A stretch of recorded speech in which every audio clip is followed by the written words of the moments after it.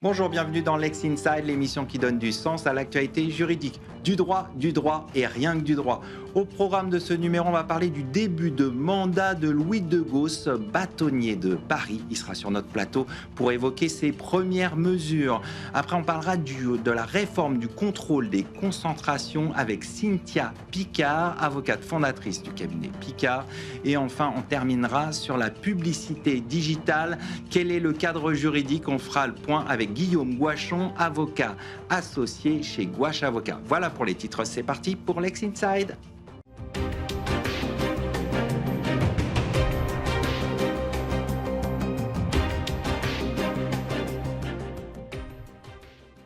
On commence le Lex Inside avec le Louis de Gausse, bâtonnier de Paris, pour évoquer le début de son mandat. Louis de Gausse, bonjour. Bonjour Arnaud. On va faire le point ensemble sur le début de votre mandat. Vous avez pris vos fonctions le 1er janvier dernier. Oui. Quelle est la mesure que vous souhaitez que les avocats parisiennes retiennent de ce début de mandat? Peut-être plutôt qu'une mesure, une méthode. Et une méthode qui est de remettre l'avocat au milieu de la cité. Donc un point sur l'influence qui était un des gros points de notre campagne. Et puis aussi peut-être donner aux avocats les moyens justement de mieux exercer la profession dans tous les sens du terme. Donc il y a des mesures très concrètes, comme l'Assemblée générale qu'on a fait dès le 14 janvier dernier pour réaffirmer le rôle de l'avocat dans la démocratie et en tant que vigie des libertés et de l'état de droit. Et puis, autre mesure concrète, peut-être, Temisia, un logiciel de gestion que nous offrons gratuitement aux avocats parisiens, parce que aussi, nous avons les moyens de le recevoir gratuitement, nous, à l'ordre, de le co-construire avec nos partenaires qui sont une société de plateforme agréée, donc de facturation électronique, ce qui permettra au barreau d'être prêt pour la facturation électronique. Donc, voilà deux mesures très concrètes, une AG et un logiciel de gestion diamétralement opposés, mais en fait, c'est une unité. Ça donne une idée de votre méthode. On va parler d'un autre sujet qui est important pour vous, l'accueil des avocats. Concrètement, quelles ont été les mesures que vous avez prises pour mieux accueillir les avocats? L'accueil des avocats est quelque chose de très important. On a lancé une grande consultation. On a reçu environ 2000 réponses très concrètes qui viennent nous dire que l'accueil est plutôt bon. Ça, c'est plutôt bien, mais on peut mieux faire, naturellement, et notamment pour les avocats en situation de vulnérabilité. Et principalement, il y a deux choses. Il y a la santé mentale. C'est pas juste une mode d'en parler. C'est un sujet important. C'est un vrai sujet, c'est un sujet important. Ou la santé tout court, mais effectivement, nous sommes une profession libérale. Il n'y a pas de régime de sécurité sociale protecteur. On est livré à nous-mêmes, et là, l'ordre peut certainement améliorer l'accueil, en tous les cas, et l'information. L'accueil et la protection des avocats vulnérables. Oui, parce qu'on a mis en place plusieurs mesures, plusieurs soutiens. Pas que nous d'ailleurs, c'est les bâtonniers successifs ou mes prédécesseurs qui l'ont fait, mais l'accès à l'information est parfois difficile, et ça c'est l'accueil, et puis aussi la vulnérabilité économique. Et là nous avons à l'ordre un service économique et social qui là aussi est très performant, mais c'est un problème d'accueil. Encore faut-il pouvoir trouver ça, les personnes idoines rapidement. Et à cet égard, je voudrais dire quand même que les avocats ont des MCO référents, des membres du Conseil de l'ordre référents. Donc, s'ils ne trouvent pas immédiatement l'information, il faut se reporter aux élus. Ils sont là pour ça, ils sont là pour aider, ils sont là pour vous aiguiller. Alors, autre sujet important de votre mandat, vous avez mentionné le logiciel Temisia, mais il y a une vraie stratégie numérique porté par le barreau de Paris que vous avez dévoilé il y a quelques jours. Il y a un mois et demi exactement. Un mois et demi, voilà. C'est important parce que c'était donc... c'est quoi le cap alors? Eh bien, c'est important de dire que c'est un mois et demi parce que c'était au moins un mois avant ce qui s'est passé ce week-end. Oui. c'est-à-dire le débranchement de Fable 6 et de Mythos 6 chez Anthropic. Donc, et il y a donc un mois et demi, nous avons voté au Conseil de l'Ordre de Paris une stratégie numérique qui tourne autour de la souveraineté.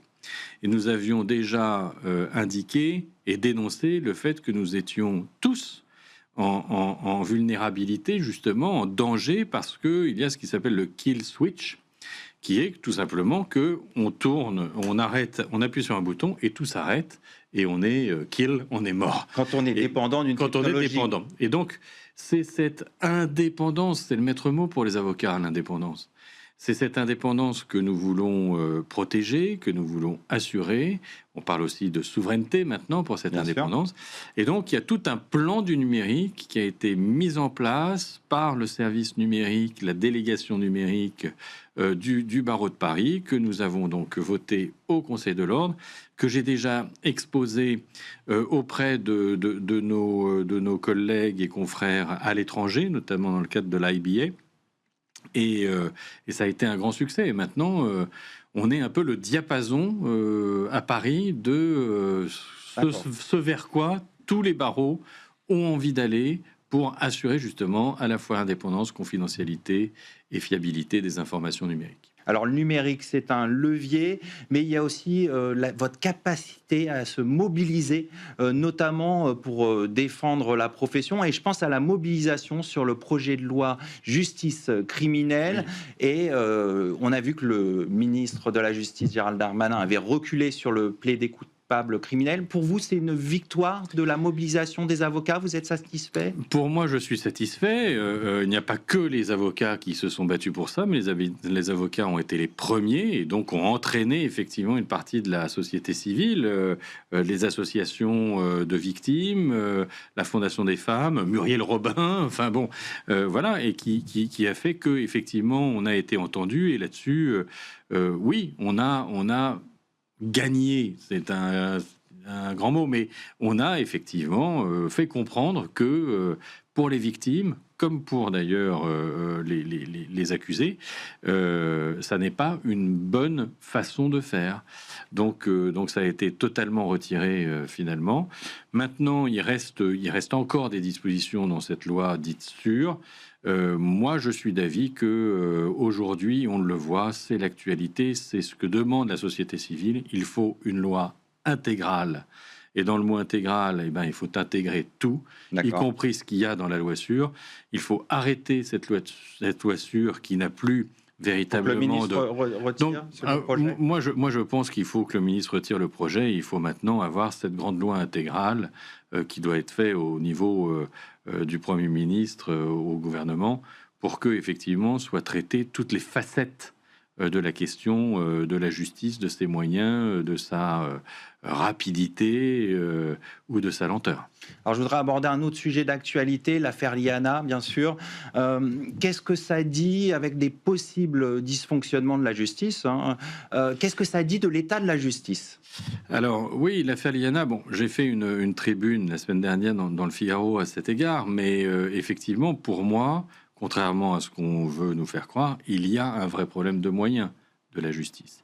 Et ça n'est pas le tout de pointer la responsabilité individuelle des uns, des autres, etc. Il y a des processus qui sont en place pour juger et apprécier et sanctionner au besoin les responsabilités individuelles. Donc cela doit être mis en place, c'est en place, mais ça ne suffit pas parce que c'est à rebours ou à retard plutôt.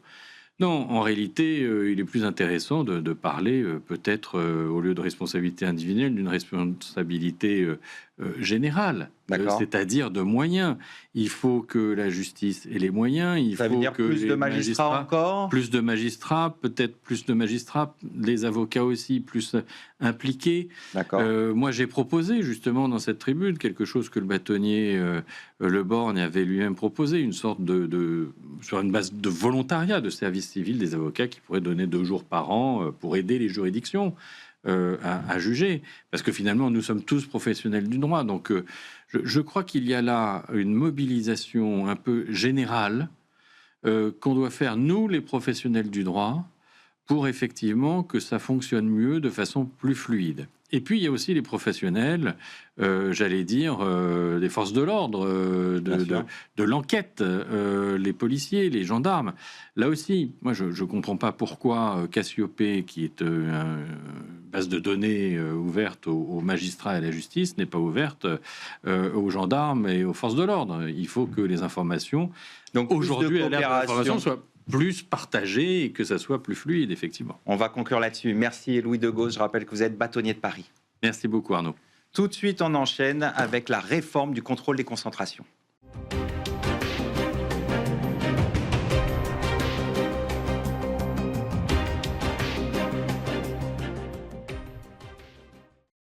On poursuit ce Lex Inside, on va parler de la réforme du contrôle des concentrations. Et pour faire le point sur cette réforme, j'ai le plaisir de recevoir Cynthia Picard, avocate fondatrice du cabinet Picard. Cynthia Picard, bonjour. Bonjour Arnaud. Merci. On va faire le point sur cette réforme du contrôle des concentrations. Pouvez-vous nous présenter tout d'abord les grandes lignes de cette réforme ? Alors, c'est une réforme qui s'inscrit dans le cadre d'un projet de simplification de la vie économique, donc d'une loi du 26 mai 2026 qui a été promulguée le 27 mai et qui entre en vigueur le 1er septembre prochain et qui apporte tout un tas de modifications pour faciliter la vie des entreprises. Et parmi ces modifications, on a des dispositions qui tendent à relever les seuils de notification des opérations de concentration et donc ça, à modifier exactement. Et de modifier du coup les conditions dans lesquelles les entreprises doivent, lorsqu'elles sont dans des opérations de rapprochement, de concentration, notifier l'opération et la soumettre à l'autorité de la concurrence pour contrôle pour bien et comprendre, validation. C'est quoi l'objectif de cette réforme ? Alors, l'objectif de la réforme est vraiment de simplifier la vie des entreprises en réduisant le nombre de dossiers éligible, on va dire, à la contrôlabilité par l'autorité de la concurrence. Donc, en augmentant les seuils. Exactement. Donc, en fait, on est passé, finalement, le fondement, on va dire, et la raison, on va dire, intrinsèque, primaire, de cette modification, c'est que ces seuils-là, qui sont un des critères qui est regardé lorsqu'on est dans le cadre d'une opération de concentration, ont été fixés en 2004 pour les seuils généraux et en 2008 pour les seuils spécifiques, donc qui concernent le commerce de détail. Et depuis lors, rien n'a bougé. Donc on est en 2026, on a eu une inflation et mécaniquement une progression très importante en fait sur la période 2010-2025 des dossiers qui étaient soumis au contrôle de l'autorité de la concurrence. On parle de plus de 58% de dossiers sur cette période, ce qui est énorme. C'est important.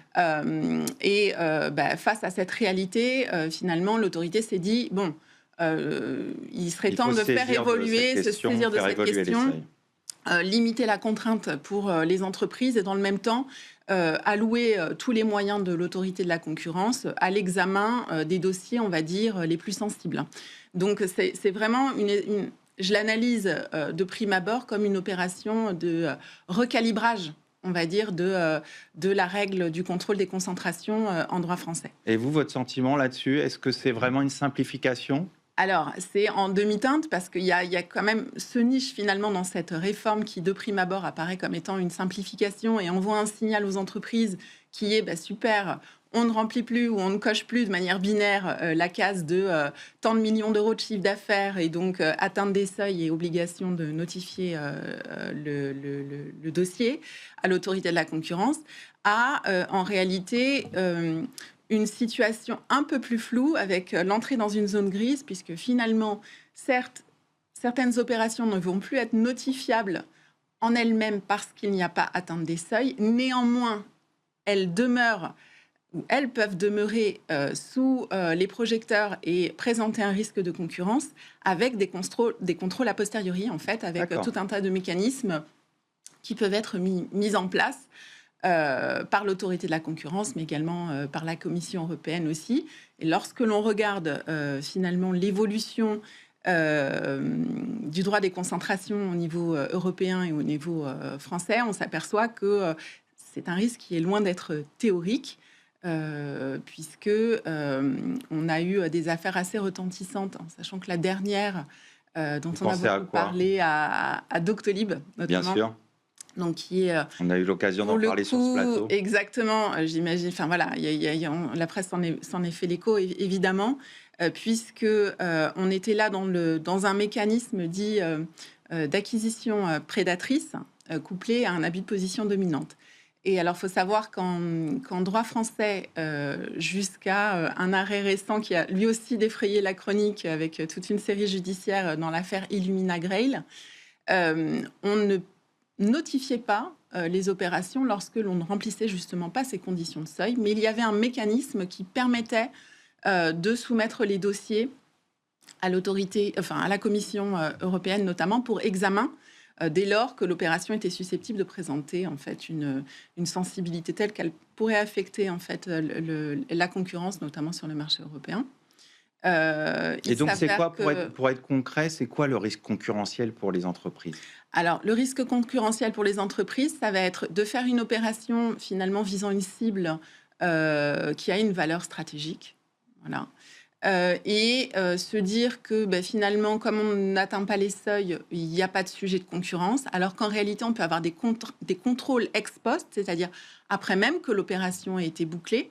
D'accord. Et plusieurs années après, donc dans l'affaire Doctolib, c'est vraiment ça, hein, on a une opération qui a été closée en 2018 par le rachat de Mon Docteur et qui a fait l'objet d'une sanction en 2025. Donc on est plusieurs années après. Donc on a ce contrôle ex post, le risque du coup d'avoir ce contrôle à la fois au regard non pas de la violation des dispositions du Code de commerce sur le non-respect de la notification, mais sur d'autres terrains qui seraient celui de l'abus de position dominante, donc arrêt Doctolib, le chemin aussi, enfin l'infraction au titre des ententes, donc ça c'est une décision alors qui a donné lieu à un non-lieu, mais en tout cas, on voit la volonté aussi de l'autorité de la concurrence de se saisir de ces dossiers sous seuil et de ces acquisitions dites prédatrices. Donc, qui était le dossier. Donc, être vigilant, même si on n'est pas dans les seuils, on peut être contrôlé. Exactement, et en sachant qu'est en discussion actuellement au niveau de l'autorité ce que l'on appelle un pouvoir d'évocation, c'est-à-dire. De quoi s'agit-il ? Un nouvel instrument, finalement, qu'elle mettrait en place et qui lui permettrait de contrôler a posteriori, de faire des enquêtes et d'utiliser, en fait, ce nouvel outil pour pouvoir faire un contrôle, effectivement, a posteriori. Donc, grande vigilance. Enfin, voilà. Grande vigilance, ça veut dire qu'il faut se préparer en amont des opérations pour anticiper d'éventuels contrôles ? Complètement. Je pense qu'il faut vraiment changer d'état d'esprit, c'est-à-dire que pour le moment, jusqu'à présent, on va dire, lorsqu'on était sur des opérations de concentration, des opérations des M&A, l'approche était généralement binaire du côté des entreprises, à se dire on est dans les seuils ou sous les seuils et donc problème, pas problème. Là, je pense qu'il faut vraiment changer d'état d'esprit parce que, effectivement, au regard de ces contrôles qui sont faits a posteriori, tout ce qui va avoir conditionné finalement la formalisation et la matérialisation de l'opération va passer sous le scanner, j'ai envie de dire, de l'autorité, des services d'enquête, de la commission. L'autorité va tout regarder. Va tout regarder. Et donc, on s'en est aperçu, ce qui veut dire que, du coup, même si on n'est pas sous les seuils, il va falloir avoir une vigilance particulière sur se poser la question déjà de faire une espèce de mémorandum concurrentiel proportionné au regard de la sensibilité, en fait, de la cible du marché, de la valeur stratégique. Il faut vraiment faire une bonne analyse du marché. Exactement, une analyse vraiment, en prendre du recul et faire une analyse globale pour anticiper ce risque-là. Pouvoir l'anticiper aussi dans la documentation du coût transactionnel, dans le cadre de l'opération, c'est-à-dire que ce n'est pas parce qu'on n'est pas sous les seuils qu'il ne peut pas y avoir de risque, donc comment se répartir les risques. Et également sensibiliser aussi les équipes M&A, l'interne en fait, tous les aspects business sur donc, le récit. Donc, de pédagogie à faire. Voilà, et puis le récit finalement, de s'emparer vraiment du récit économique de l'opération, parce qu'on s'aperçoit, à titre d'exemple, et ça c'était assez frappant dans le dossier Doctolib, que lors de l'enquête, tout ce qui est ressorti des éléments du dossier, on a des échanges qui montrent que la stratégie était de tuer le concurrent. C'était clairement écrit. Donc, on a vraiment les entreprises ont vraiment une vigilance à avoir et une à faire en leur sein sur ces On sujets-là. va conclure là-dessus. Merci Cynthia Je Picard. vous en Je rappelle prie. que vous êtes avocate fondatrice du cabinet Picard. Merci beaucoup. Tout de suite, on va parler d'un sujet important également pour les entreprises, la publicité digitale.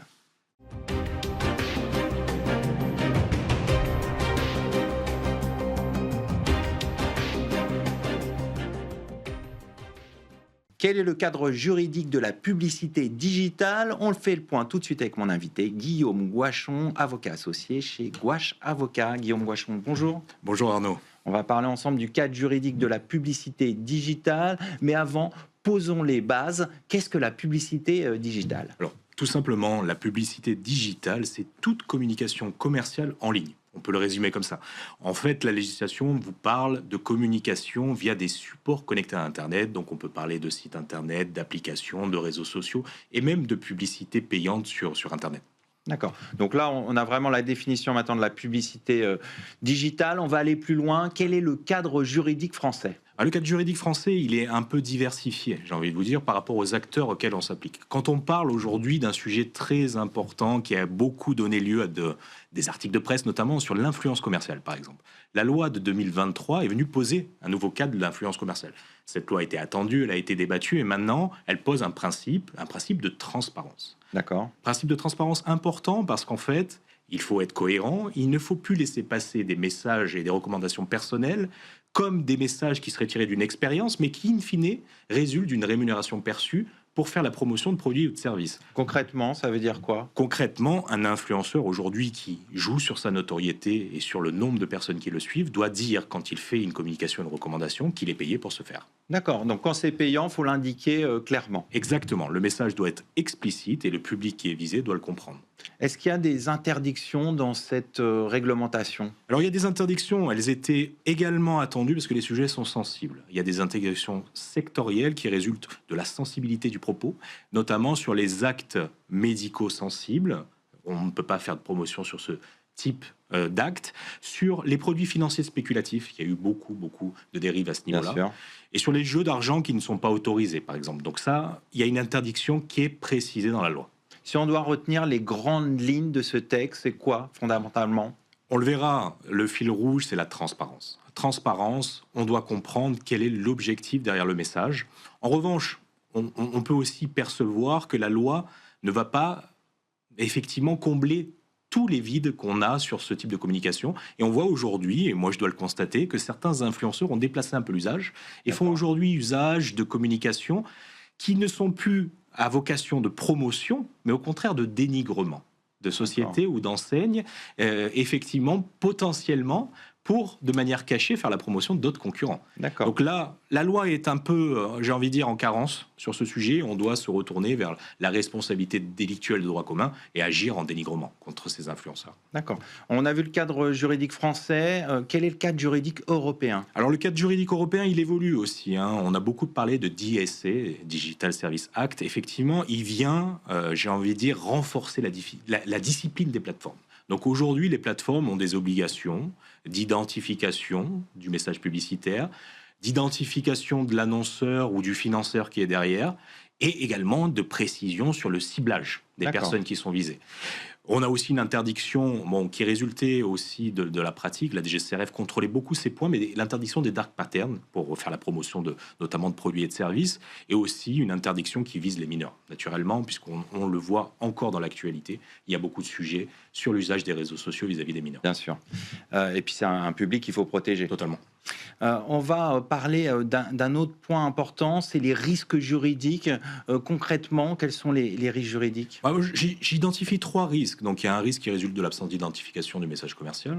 On l'a vu, c'est des peines d'amende administrative et des peines d'amende administrative qui sont assises in fine sur le chiffre d'affaires réalisé par l'influenceur. Donc, qui peuvent être lourdes. Qui peuvent être lourdes, puisqu'au final, on a même un pouvoir d'injonction de mise en conformité qui est assis avec une possibilité d'astreinte journalière. D'accord. Donc aujourd'hui, vraiment, la DGCCRF a un arsenal répressif important. Le deuxième sujet, c'est, j'ai envie de dire, le contenu du message. Il faut que le message soit transparent et il ne soit pas trompeur. Donc là, c'est les publicités commerciales trompeuses et déloyales. Et effectivement, là encore, la sanction est extrêmement importante, parce qu'elles sont pénales sur la peine.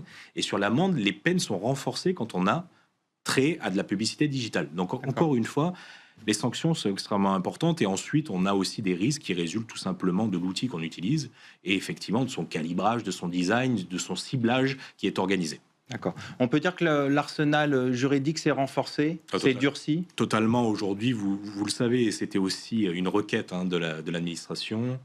Aujourd'hui, l'administration dispose de pouvoirs très forts pour venir sanctionner non seulement les influenceurs, mais également les annonceurs qui sont derrière. Donc, d'où la nécessité pour ces annonceurs de prévoir des contrats qui encadrent bien les choses. D'accord. Ça veut dire qu'ils doivent adapter leurs pratiques. Ils doivent adapter leurs pratiques et c'était quand même quelque chose d'attendu. Si vous voulez, aujourd'hui, c'était un peu une jungle sur les réseaux sociaux. On voyait des influenceurs qui disaient tout et n'importe quoi. Et l'influence était extrêmement importante puisqu'on voyait qu'il y avait un impact sur la vente de produits ou de services. Aujourd'hui, non seulement ils doivent adapter leurs pratiques, mais ils ont une responsabilité qui est accrue personnelle, mais aussi une responsabilité vers des gens qui les rémunèrent. Bien sûr. Et ça résulte du contrat qui va encadrer cette relation. Est-ce que vous avez des bonnes pratiques à donner aux plateformes, aux influenceurs en matière de publicité digitale ? Arnaud, vous l'avez vu, le principe, le fil rouge, c'est la transparence. Donc le principe de base, c'est identifier la communication, la labelliser. Ensuite, c'est de vérifier le message qui est derrière. Effectivement, on voit aujourd'hui que la DGCCRF va beaucoup axer ses contrôles, notamment sur les allégations. Donc effectivement, le message en soi doit être vérifié, doit être relu, doit être repris par des juristes. Et effectivement, ensuite, en termes d'organisation, il faut aussi auditer les outils qu'on exploite pour prévoir un ciblage qui est vraiment adapté aux objectifs qu'on défend. Dernière chose, vous avez dit que le cadre juridique français souffrait de quelques lacunes. Est-ce qu'il y a des adaptations que l'on peut attendre par la jurisprudence prochainement en la matière ou par l'autorité ? On aura toujours des débats. Au final, effectivement, on déplace les sujets, c'est le rôle du juriste. Mais effectivement, on ne trouve pas dans les textes certaines fois les bonnes solutions. On a en revanche des dispositions qui nous permettent d'attaquer. Et bon, on voit que le sujet peut se déplacer sur du dénigrement qui ouvre d'autres qualifications, du coup, qui ne sont pas résultant d'un manquement à aux dispositions de la loi, mais qui vont résulter effectivement de l'atteinte qui est portée aux produits ou aux services par le message. Donc, on a les outils, on les a pas, qui sont totalement adaptés à la communication et à la loi afférente, notamment à l'influence commerciale. Mais le juriste qui a une expérience dans ce domaine d'activité peut trouver des solutions.